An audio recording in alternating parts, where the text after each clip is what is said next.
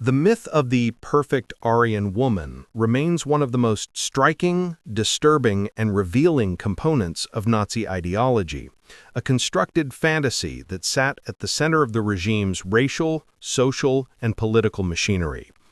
While the world often associates Nazism with militarism, dictatorship, and genocide, an equally important but sometimes underestimated element of its worldview was the Nazi obsession with shaping and controlling women's lives, bodies, and identities. The regime did not merely encourage certain behaviors, it sought to engineer an entire gender ideal that would serve the racial goals of the Third Reich. This ideal, portrayed as pure, noble, and biologically destined, was used to disguise an authoritarian system of surveillance, repression, indoctrination, and exploitation. The perfect Aryan woman was not a real person, but a political instrument, a vision designed to sustain a racial empire built on obedience, conformity, and reproductive labor. In truth, the gap between Nazi propaganda and the lived experiences of women in Hitler's Germany was vast, painful, and often tragic. Understanding this divide is essential to understanding how totalitarian regimes manipulate gender roles to consolidate power and impose their vision of society. Nazi leaders believed that the foundation of the future Reich depended not only on soldiers and bureaucrats, but just as critically on women, who would bear and raise a new generation of racially pure Germans. Their imagined ideal was portrayed as serene, strong, healthy, self-sacrificing, and unquestionably loyal to the Führer. She was blonde, youthful, physically fit, and capable of producing numerous racially valuable children. She was not encouraged to pursue ambitions, education, or meaningful careers. Instead, the regime insisted that her highest duty was biological. Her value, as defined by the state, lay in her womb. Yet this idealized figure also had to take on symbolic roles. She represented the purity of the German bloodline, the moral foundation of the nation, and the guardian of cultural tradition. Through posters, films, magazines, radio broadcasts, school curriculums, and massive propaganda organizations like the Hitler Youth and the League of German Girls, BDM, the regime worked tirelessly to embed this ideal into the national imagination. However, this ideal was constructed on a selective reading of history, pseudoscience, and racial mythology rather than reality. Nazi racial theory imagined Aryan women as descendants of an ancient Nordic race, tall, disciplined, naturally maternal, and inherently devoted to community over self. Women were instructed to keep their bodies strong for motherhood, avoid cosmetics that were seen as foreign, and adopt natural, simple fashion that mirrored rural life. The Nazis romanticized peasant imagery, linking motherhood to the soil, blood, and homeland. Motherhood was elevated to a state duty, and the more children a woman bore, the more praise and social benefits she received. Medals such as the Mother's Cross turned childbirth into a political act.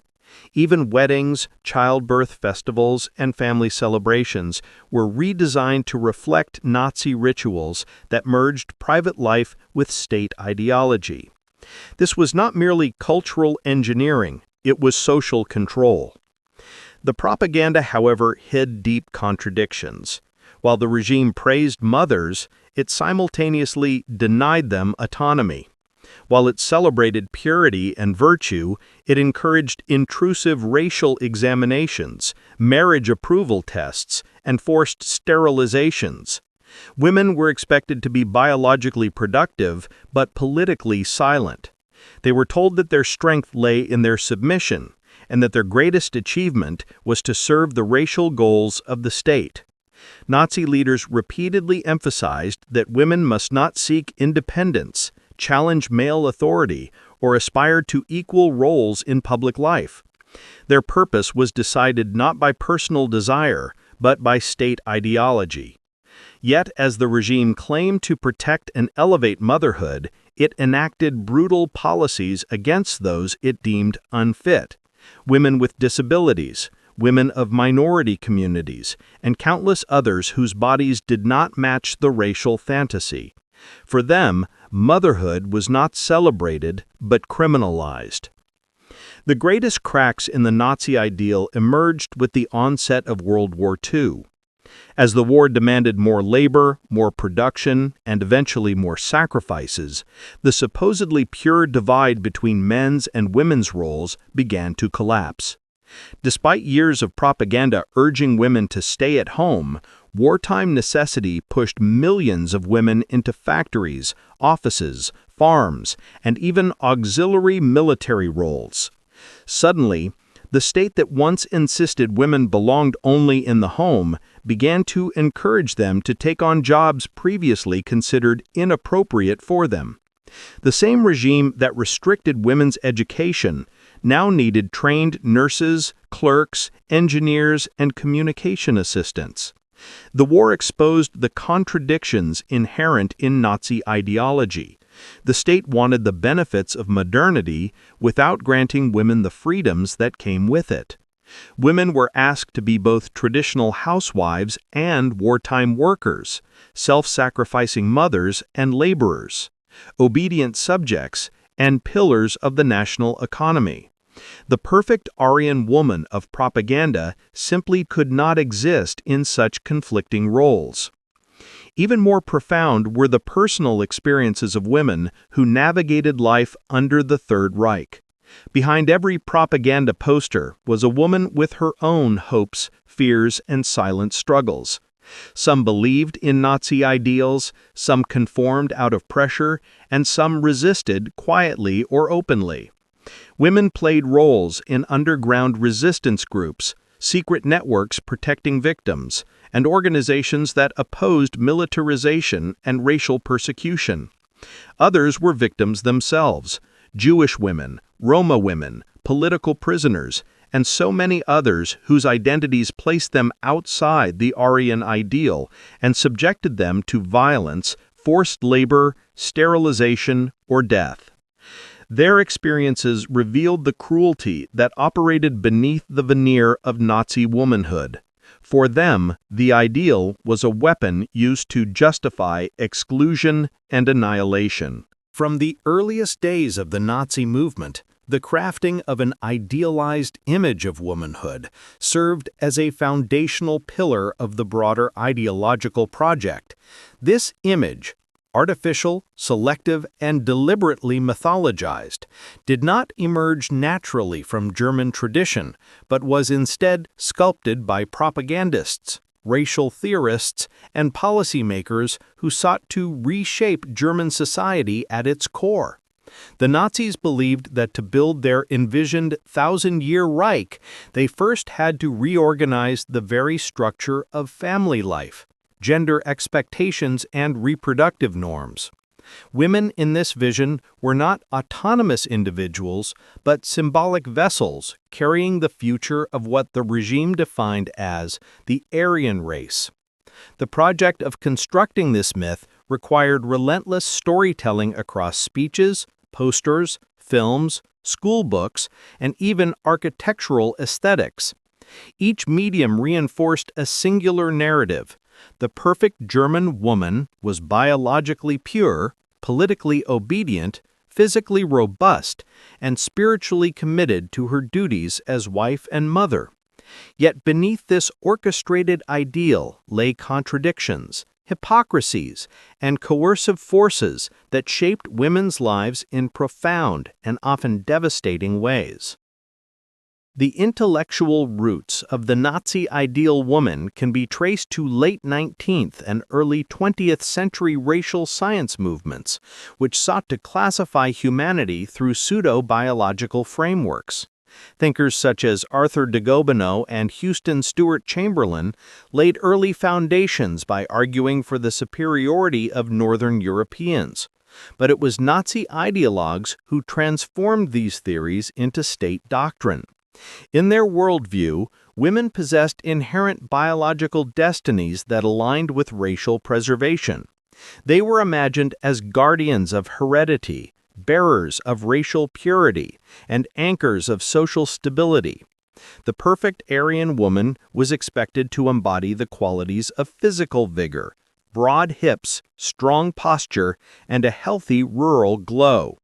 Cultural theorists within the party idealized features such as blonde hair and blue eyes, not because these traits were common among Germans, but because they symbolized a mythic pre-industrial past that the Nazis believed had been corrupted by modernity.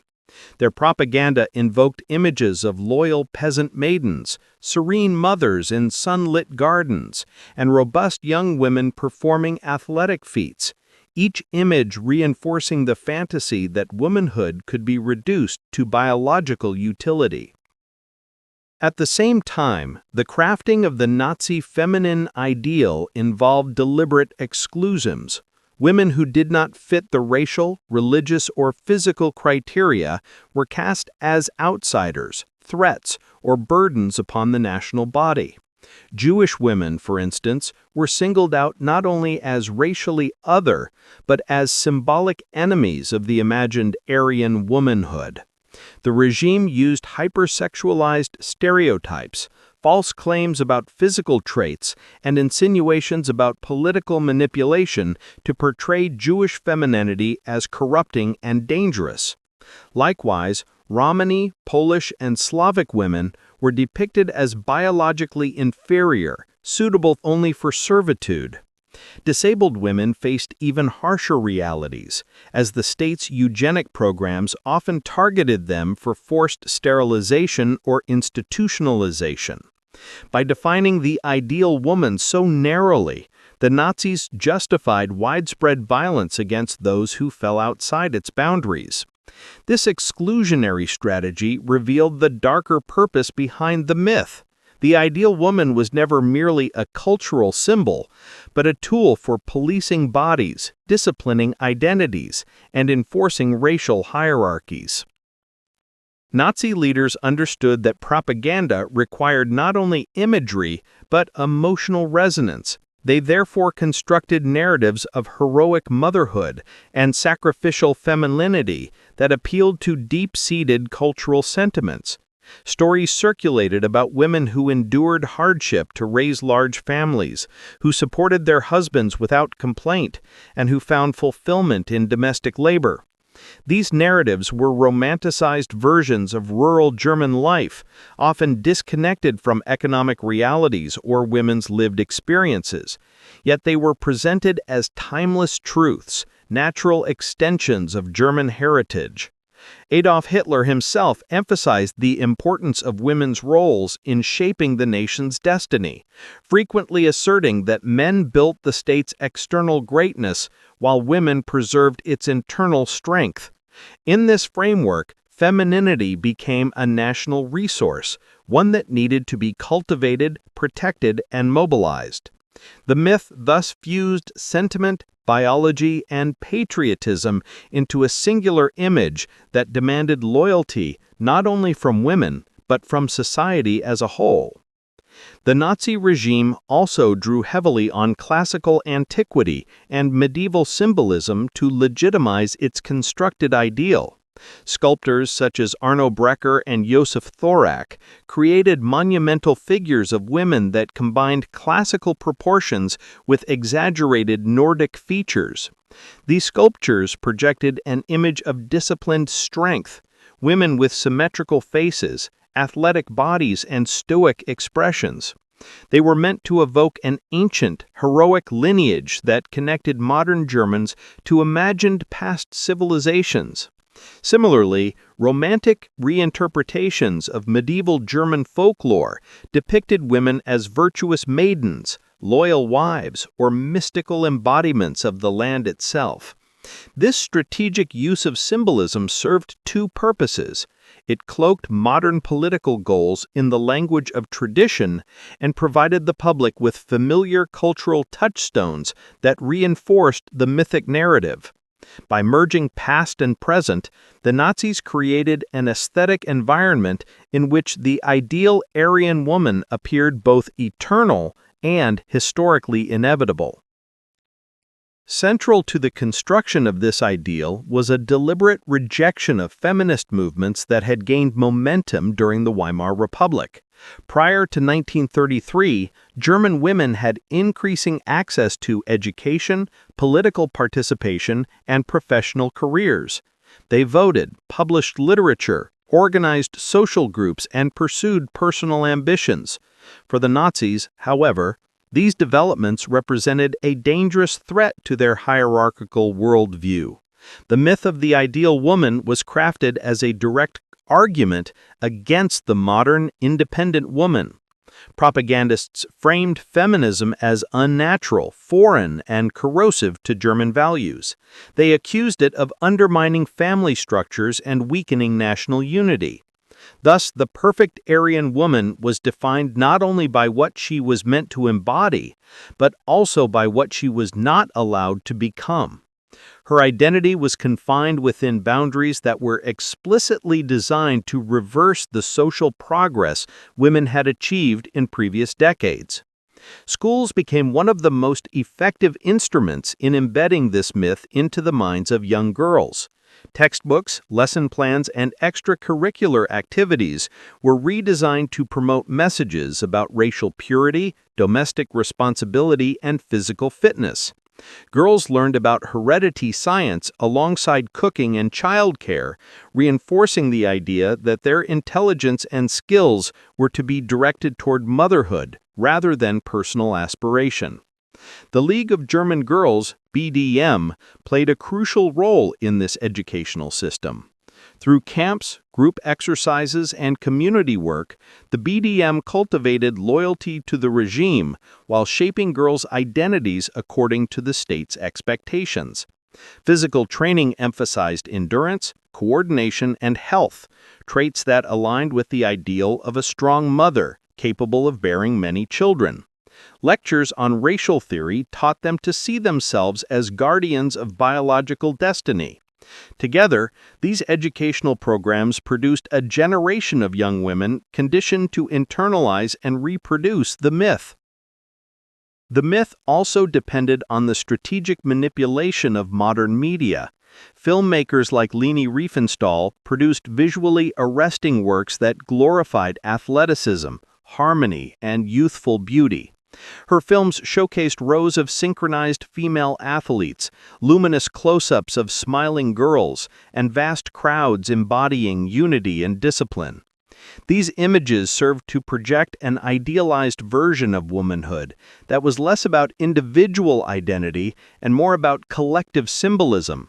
Magazines and illustrated weeklies published photo spreads of model mothers, radiant brides, and uniformed girls participating in state rituals. Radio programs praised domestic virtue and celebrated women who won motherhood awards.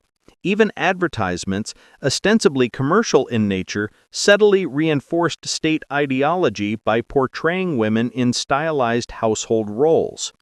The cumulative effect of this media environment was immersive and persuasive. It created a world in which the ideal woman appeared everywhere, familiar, aspirational, and seemingly. Nazi ideology fused biology and aesthetics into a single, rigid system of value that defined human worth through physical appearance. Within this system, beauty was not subjective or culturally fluid, but a political instrument rooted in the pseudoscientific frameworks of racial theory. The regime elevated certain physical traits, blonde hair, blue eyes, tall stature, symmetrical features, athletic build, not merely as preferences but as evidence of biological superiority. These traits were portrayed as direct markers of Aryan purity, signaling a lineage supposedly uncorrupted by racial mixing. The mythic image of the ideal German woman became a central figure in this obsession. She embodied what the Nazis believed to be the pinnacle of racial refinement: clarity of features, robust health, and a natural, unadorned beauty that symbolized the purity of the nation itself. Yet this constructed aesthetic standard was far from innocent. It served as a mechanism of control, exclusion, and coercion. It transformed bodies into political landscapes, subjecting women to constant scrutiny while legitimizing violence against those deemed physically inferior. The roots of this fixation lay in the racial science movements that gained traction across Europe in the late 19th century. Anthropologists, physicians, and eugenicists attempted to classify humanity through physical measurements, skull shapes, facial angles, and proportions they believed revealed inherent moral and intellectual traits. In Germany, these ideas blended with nationalist sentiment, producing a racial aesthetic that linked beauty to destiny. The Nazis adopted these frameworks wholeheartedly, despite their scientific invalidity, because they provided a veneer of legitimacy for their political goals. Beauty became the outward expression of inward racial integrity. Under this system, the ideal woman's appearance was not simply a matter of individual preference, but an indicator of whether she embodied the genetic qualities necessary to contribute to the Volk. The body thus became a site of racial evaluation, its features interpreted through the lens of ideology rather than personal identity. Nazi propaganda played a crucial role in popularizing this racialized concept of beauty. Posters, films, and magazines depicted young women with luminous skin, braided blonde hair, and serene expressions.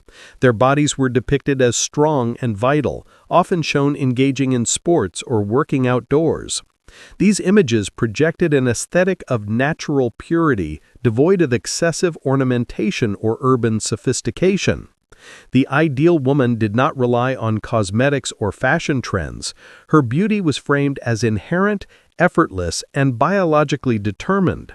This emphasis on naturalness served to differentiate Aryan women from the caricatured stereotypes the Nazis used to dehumanize others. Jewish women, for instance, were portrayed in propaganda as deceitful, overly sexualized, or physically unattractive, images designed to reinforce racial boundaries. The stark contrast between the idealized Aryan woman and her vilified others demonstrated how aesthetics became a tool of political manipulation. But the Nazi obsession with physical perfection extended beyond visual representation. It influenced public policy, education, and even medical practice.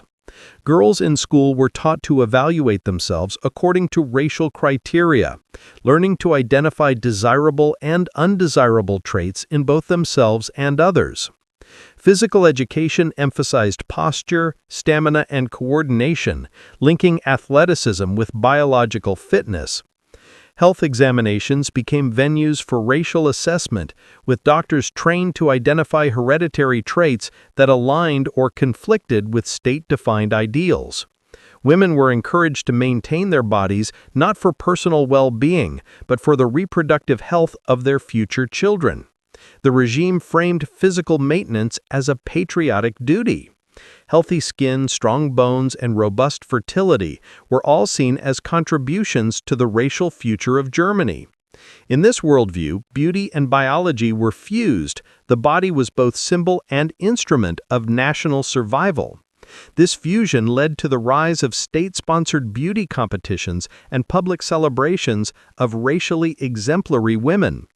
Events such as the Reich bride schools and the Mother's Cross ceremonies glorified women who embodied the regime's ideals while subtly punishing those who did not. Bride schools taught young women how to cultivate a wholesome natural appearance that reflected racial purity. Instruction emphasized modesty, cleanliness, and physical health over fashion or glamour. Meanwhile, the Mother's Cross, the medal awarded to women who bore large numbers of racially suitable children, celebrated not only fertility but conformity to the state's aesthetic and biological expectations. Recipients were often photographed and profiled in newspapers as living embodiments of the regime's values. These women became icons of state-approved femininity, symbols meant to inspire compliance and admiration. The obsession with physical perfection also influenced Nazi marriage and reproduction policies. The state sought to control sexual relationships by encouraging unions that would strengthen the racial gene pool. Prospective couples were sometimes required to undergo medical and hereditary evaluations before receiving marriage approval. Physical characteristics played a significant role in this process, often overshadowing personal compatibility or emotional connection. Men were encouraged to choose wives who displayed the visible traits of Aryan purity: fair complexion, strong physique, harmonious facial proportions, believing these qualities would produce healthy, racially valuable offspring. Women, in turn, were taught that their desirability depended not on personality or intellect, but on their physical alignment with the racial ideal. Thus, intimate relationships became arenas of state intervention, shaped not by affection, but by ideology. Yet the standards the Nazis set were not only restrictive, but fundamentally unattainable. The ideal woman was a constructed fiction. No single person could embody all the traits the regime demanded. Even prominent Nazi women, such as Magda Goebbels or Gertrude Scholz-Klink, did not perfectly align with the racial aesthetic promoted in propaganda. Nevertheless, they were held up as symbols of idealized femininity, demonstrating the flexibility of these standards when politically convenient. This inconsistency revealed the underlying truth. The obsession with beauty was never about achieving perfection, but about enforcing conformity and loyalty. The ideal served as a benchmark against which all women could be judged, disciplined, or excluded. The impossibility of achieving it ensured that women remained in a perpetual state of striving and, therefore, control. The phrase Kinderküche, Küche, children, kitchen, church, did not originate with the Nazis, but the regime adopted it with unprecedented political intensity, transforming a cultural cliché into a governing principle of gender policy. For Nazi ideologues, this triad captured the essence of womanhood, reducing female identity to a narrow sphere of domestic and reproductive duties. Yet the regime's interpretation went beyond mere tradition. It reshaped the home into an ideological battlefield, where every action of a woman, from bearing children to maintaining her household, was framed as a service to the nation. The private realm became public property, and the family became a microcosm of the racial state. In this framework, motherhood was elevated from a personal choice to a political mandate. The care of children became a means of securing the nation's future. The kitchen became the site of nutritional engineering for a strong population, and religion was invoked selectively to bolster obedience and moral discipline. This reinterpretation transformed ordinary domestic roles into instruments of political control, binding women's daily lives to the wider goals of the regime. Central to the Nazi vision of society was the idea that women were biologically destined for domesticity. The regime rejected the possibility that gender roles could be shaped by culture, economics, or personal ambition. Instead, they claimed that nature itself had determined women to be mothers, caregivers, and moral guardians. This claim masked the political interests underlying their gender policies. By linking female identity to biology, the state aimed to eliminate debate and ensure compliance. Women were told that resisting domestic roles was a rejection not only of societal expectation, but of nature itself. This rhetoric served to delegitimize feminist movements and social reforms of the Weimar era, which had expanded women's access to education and employment. Under Nazi rule, such progress was condemned as unnatural and harmful, portrayed as evidence of societal decay rather than as steps toward equality. This ideological framing allowed the regime to dismantle women's rights while presenting the process as restorative rather than oppressive. Motherhood occupied a central place within this triad, not as an emotional or familial relationship, but as a state-managed function critical to racial survival. The regime's population policies sought to increase the birth rate of children deemed racially valuable. Women were encouraged, indeed pressured, to have large families, with incentives ranging from financial benefits to public honors such as the Mother's Cross. Motherhood became a form of national service, celebrated with the same reverence as military sacrifice. In propaganda, the mother was depicted as the silent hero of the Reich, her worth measured not by her talents or achievements, but by the number and quality of children she produced. This emphasis served two purposes. It expanded the future labor and military force while reinforcing racial ideology. Children were not simply family members, but resources for the state, and their mothers were custodians of a biological future that the regime sought to control with precision. The kitchen, the second sphere of the triad, likewise took on political significance under Nazi rule. Domestic labor was reframed as an essential contribution to national strength. The state promoted an idealized vision of rural household management, emphasizing thrift, efficiency, and nutrition.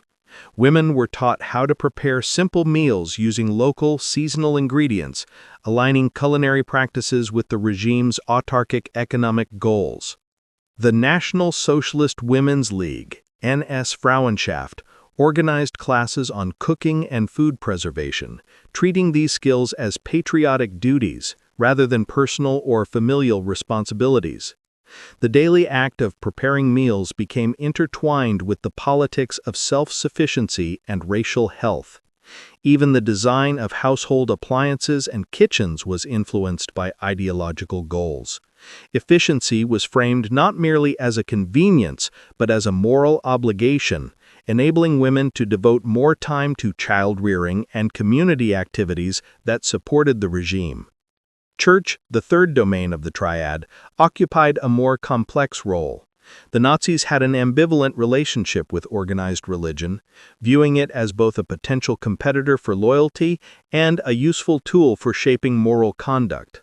While the regime sought to control or weaken established churches, it also co-opted religious language and symbolism to strengthen its gender policies. Women were encouraged to embrace virtues such as obedience, humility, and sacrifice, traits historically associated with Christian femininity. Religious rhetoric was used to sanctify motherhood and domestic service, portraying them as sacred duties. Yet the regime's use of religion was highly selective. Church teachings that supported patriarchal family structures were highlighted, while doctrines that advocated compassion, equality, or individual dignity were ignored or suppressed. In this manner, the Nazis harnessed the cultural authority of religion without accepting its ethical constraints, using it to reinforce their political agenda. Beyond shaping individual behavior, the Kinder-Küche-Kirche ideal functioned as a mechanism of social organization. The regime relied on women to serve as cultural transmitters, passing on ideological values within the household. Mothers were responsible for instilling discipline, loyalty, and racial awareness in their children long before they entered formal education. Girls especially were raised to internalize these expectations from an early age, learning to see their future in terms of domestic and reproductive duty. This intergenerational transmission of ideology was essential to the regime's long-term goals. While men fought wars and governed the state, women were tasked with preserving its ideological foundation. The home became the first classroom of the Reich, where the boundaries of acceptable thought and behavior were established. This responsibility granted women a certain symbolic importance, even as it restricted their autonomy and subjected their individuality to the needs of the state. The state also mobilized organizations to enforce these gender norms. The NS Frauenschaft and the League of German Girls, BDM, played key roles in shaping women's identities according to political expectations. The NS Frauenschaft focused on married women and mothers, offering instruction in domestic skills and ideological training. Its programs emphasized self-sacrifice, racial duty, and household discipline. The BDM, on the other hand, targeted young girls, preparing them for future roles as mothers and homemakers. Physical fitness, outdoor activities, and lessons in racial science were all designed to cultivate strong, obedient future mothers. Participation in these organizations created a structured path that guided girls from childhood into state-approved womanhood, making deviation difficult and dissent dangerous. Women who attempted to pursue independent careers or personal ambitions faced social pressure, legal obstacles, and often outright discrimination. Motherhood in Nazi Germany was not merely encouraged, it was engineered. The regime built an elaborate apparatus that transformed the intimate act of raising children into a public service regulated by the state. At the heart of this machinery was a belief that the future of the Reich depended on mothers who would produce and raise racially valuable children. To ensure this outcome, Nazi officials designed policies that reached into nearly every corner of family life. Birth incentives, marriage loans, eugenics screenings, sterilization programs, surveillance of pregnant women, and state-sponsored honors that politicized childbirth. Motherhood, under this system, was no longer a private identity but a state-orchestrated role. Women became biological instruments in a national project that sought to increase the quantity and improve the quality of the population. The family home became an extension of state policy, and motherhood became both a privilege and an obligation, rewarded, monitored, and exploited. At the foundation of this system was the regime's eugenic ideology, which classified people based on perceived hereditary value. The Law for the Prevention of Hereditarily Diseased Offspring, enacted in 1933, formalized this approach by authorizing compulsory sterilization of individuals with conditions deemed heritable. Around 400,000 people were sterilized under its provisions. Though these policies targeted both men and women, women bore a disproportionate psychological and physical burden, as their reproductive capacities were the primary focus of state intervention. The state dictated who could reproduce, under what circumstances, and with whom. The machinery of eugenics intertwined with motherhood, creating a hierarchy of women, those deemed fit to bear children and those whose fertility was deemed dangerous. This brutal system showcased how the state weaponized medical authority to control women's bodies and shape the demographic future of the country. Marriage was another carefully regulated domain within this machinery. The marriage loan program, introduced in 1933, offered newlywed couples interest-free loans on the condition that the wife leave the workforce. The policy served two intertwined purposes. It removed women from economic competition with men and encouraged them to focus on motherhood. With each child born, a quarter of the loan was forgiven, meaning that mothers of 4 children repaid nothing. The policy rewarded reproductive productivity, framing childbirth as a civic contribution. Yet these incentives were reserved only for couples who met racial standards. Marriage itself required genetic screening, and prospective spouses could be denied marriage licenses if deemed hereditarily unfit. Thus, even the formation of families became a bureaucratic process shaped by the state's racial agenda. Love, compatibility, and personal aspiration were subordinated to ideological criteria. The regime also created institutions that explicitly celebrated motherhood as a heroic sacrificial act. The Mother's Cross, Mutterkreuz, introduced in 1938, became one of the most visible symbols of Nazi reproductive policy. Awarded in bronze, silver, or gold, depending on the number of children, it publicly honored mothers who bore large families. Recipients were treated with high esteem, often receiving special privileges and public recognition. Ceremonies were held on Mother's Day, transforming a sentimental holiday into a nationalist ritual. These medals were not merely awards, but tools of propaganda. Photographs of recipients appeared in newspapers, showcasing them as ideal Aryan mothers whose fertility embodied the strength of the nation. In this manner, the state appropriated motherhood as a public spectacle, blending personal sacrifice with nationalist pride. The medal system also created competition among women, subtly pressuring them to meet or exceed reproductive expectations. The Lebensborn program represented another dimension of the regime's reproductive machinery, one less public but equally significant. Lebensborn homes functioned as selective breeding centers for women deemed racially suitable. Established by the SS, these facilities provided comfortable accommodations for pregnant women, offering medical care, financial support, and secrecy for unmarried mothers. The program aimed to increase the population of children born from racially valuable unions, sometimes involving SS men. Lebensborn also played a role in the kidnapping and Germanization of children from occupied territories, particularly Poland and Czechoslovakia. Many of these children were forcibly taken from their families and placed with German adoptive parents if they met racial criteria. The system of motherhood thus extended beyond biological reproduction to include the appropriation of foreign children and the creation of a racially curated population. This system blurred the lines between social service and coercive state intervention. The Nazi regime's vision of the perfect Aryan woman rested on a contradiction that would become increasingly visible as Germany moved from peacetime mobilization to total war.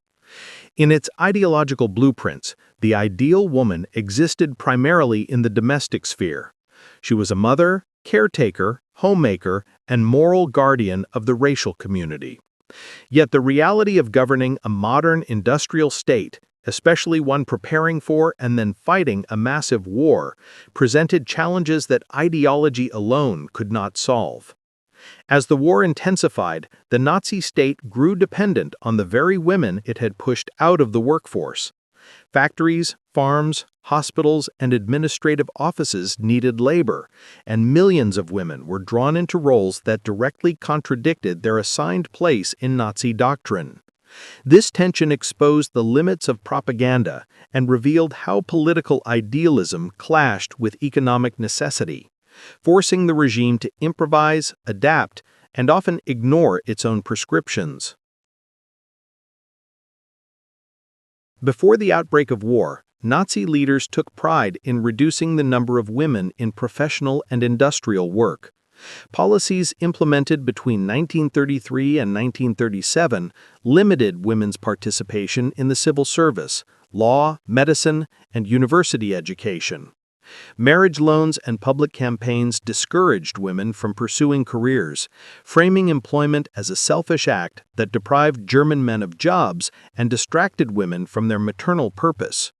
Women were encouraged to leave workplaces and return to their homes, where their fertility was celebrated as a patriotic duty.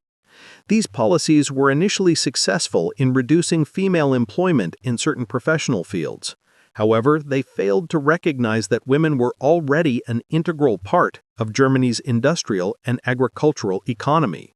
Removing them strained production, forcing employers to rely on younger workers, part-time laborers, and eventually foreign laborers. The early years of the war made the contradictions even sharper. As men were drafted into the military, labor shortages in agriculture, manufacturing, and transportation became severe. Factories essential for the war effort, producing munitions, uniforms, machinery, and supplies, could not operate without a stable workforce. Initially, the regime attempted to solve this problem by relying on forced labor from occupied territories, and millions were brought into Germany to work under brutal conditions. Yet this strategy did not eliminate the need for German women. Their skills, literacy, and familiarity with German workplaces made them indispensable in many areas. Despite this reality, Nazi officials hesitated to fully mobilize women, fearing that doing so would contradict the ideological image of women as domestic figures committed to family life. Propaganda struggled to adjust, presenting women's war work as an extension of maternal duty rather than a departure from it. Agricultural work was one of the first sectors where women's contributions became impossible to ignore. Farms across Germany were already dependent on women's labor even before the war, particularly in rural areas. As more male farmers were conscripted, women became the primary workforce managing livestock, harvesting crops, maintaining equipment, and overseeing daily operations. Organizations such as the Reich Labor Service for Women provided structured labor through camps and training programs, sending young women to rural districts to support production. Posters and pamphlets framed this work as noble and patriotic, drawing upon imagery of strong, healthy German women working the fields. Yet many women experienced the work as exhausting and underappreciated, especially as food shortages worsened. The regime praised agricultural labor in its rhetoric, but provided limited support to those who performed it. In industrial settings, the contradictions were even more visible. Factories required increasingly skilled labor to meet wartime needs, and many women were placed in technical positions that the regime had previously claimed were unsuitable for them. Women became machine operators, transport workers, welders, and assembly line technicians. Some received specialized training, while others learned on the job under intense pressure. Despite their essential contributions, women were often paid less than men, given fewer rations, and denied recognition for their work. Employers complained about shortages even as large numbers of women remained underutilized due to ideological restrictions. The resulting inefficiency highlighted the clash between Nazi gender doctrine and industrial reality.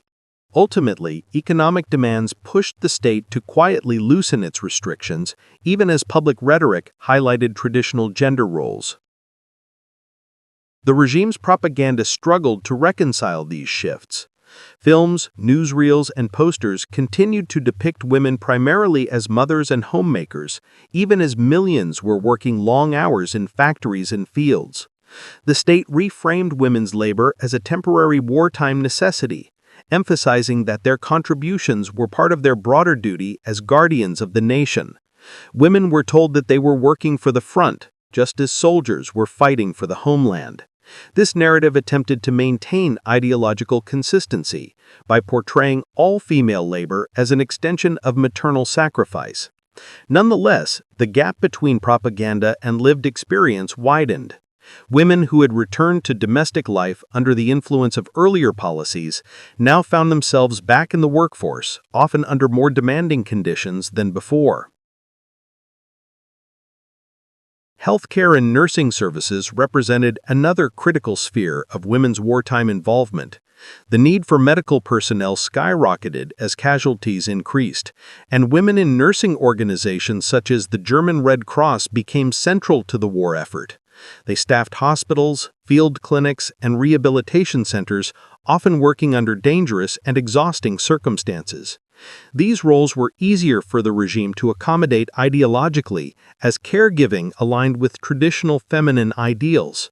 Yet the scale of women's involvement far exceeded what Nazi planners had envisioned. Nurses and medical workers were deployed to frontline areas, where they faced trauma, bombardment, and immense responsibility.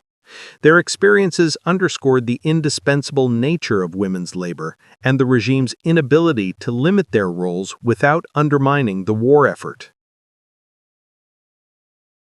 Behind the polished surfaces of Nazi propaganda, which glorified the obedient, dutiful, and racially pure Aryan woman, lived millions of real women whose experiences defied the uniform image imposed upon them.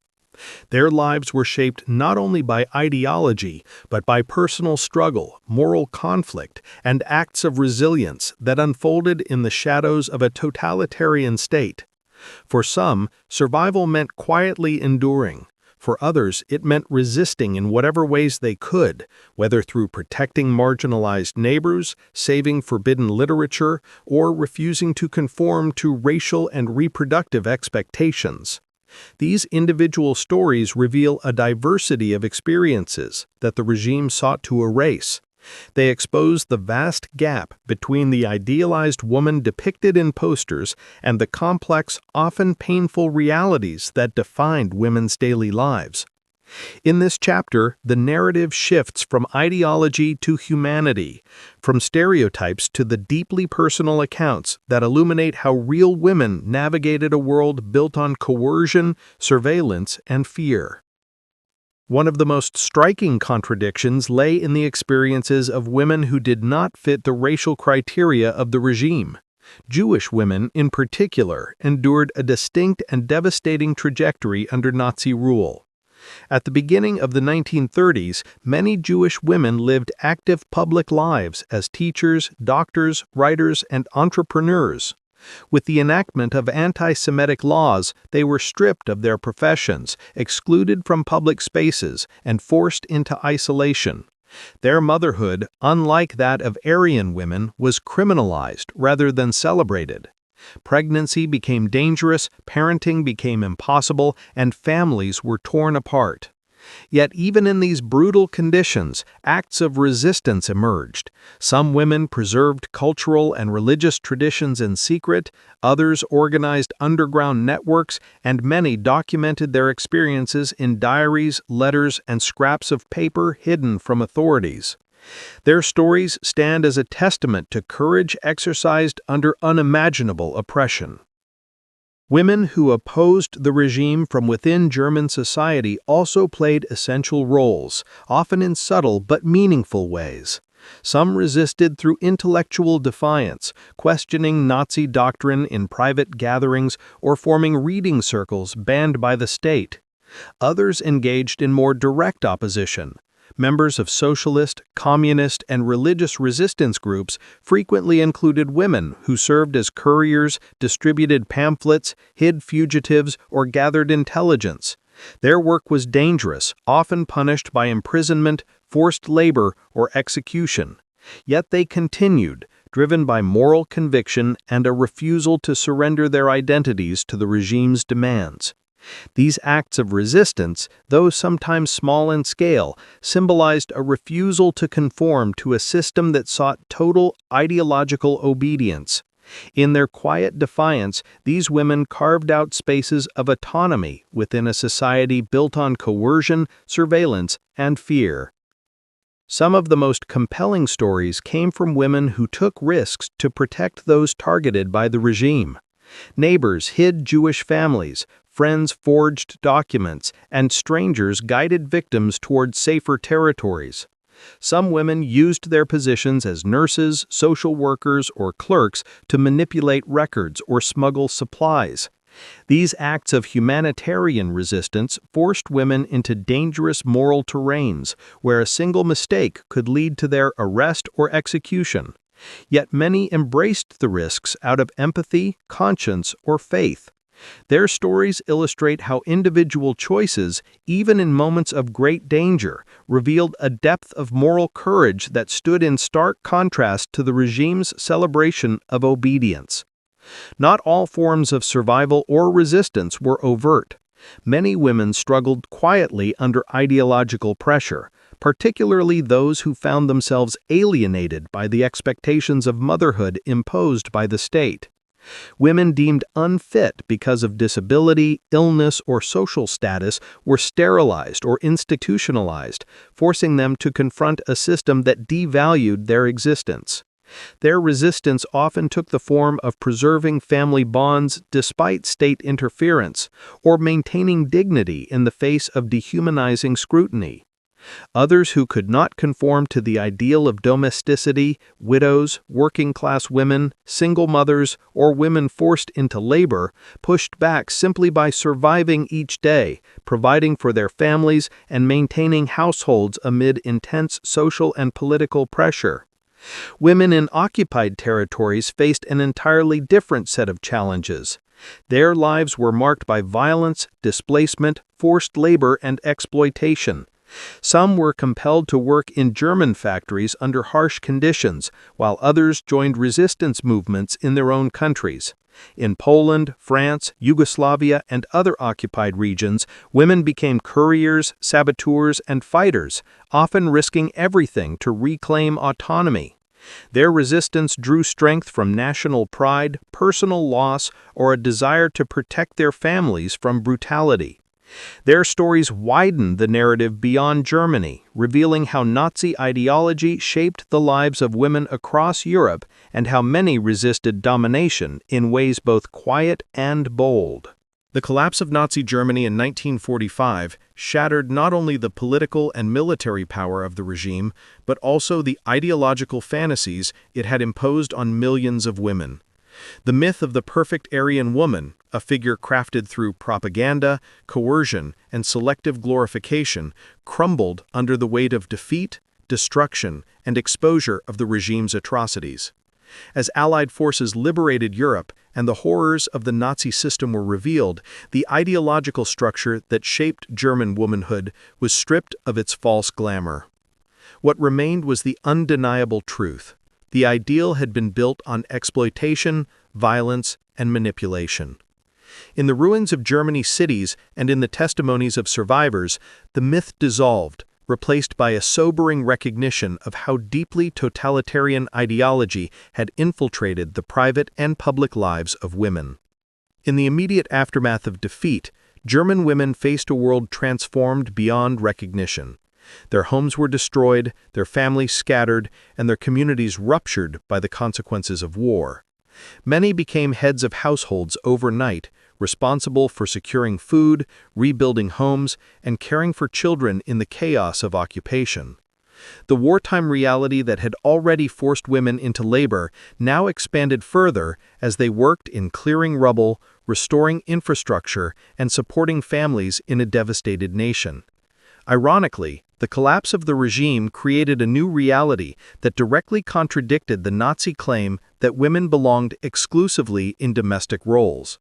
The post-war landscape demanded resilience, capability, and independence, qualities women had shown throughout the war despite ideological prohibitions. In this new context, the rigid gender expectations of the past revealed themselves as impractical and fundamentally flawed. The process of denazification brought additional challenges. Women who had participated in Nazi organizations, whether enthusiastically or out of obligation, were required to confront their past involvement. Some had served in auxiliary roles within the party, others in welfare programs or youth organizations. While their positions were often less scrutinized than those of male officials, they were nonetheless implicated in the system's operations. Many claimed ignorance or insisted they had merely followed expectations, illustrating how deeply social pressure had influenced their participation. At the same time, many women who had resisted, opposed, or simply endured the regime emerged with stories that contradicted the propaganda narratives of female passivity or compliance. These personal histories became essential to understanding the nuanced roles women played in sustaining or resisting a totalitarian state. The myth of the ideal Aryan woman also dissolved in the face of the immense trauma that the regime had inflicted. Survivors of concentration camps, forced labor, sterilization programs, and wartime violence brought forth testimonies that exposed the brutality behind Nazi racial and gender ideology.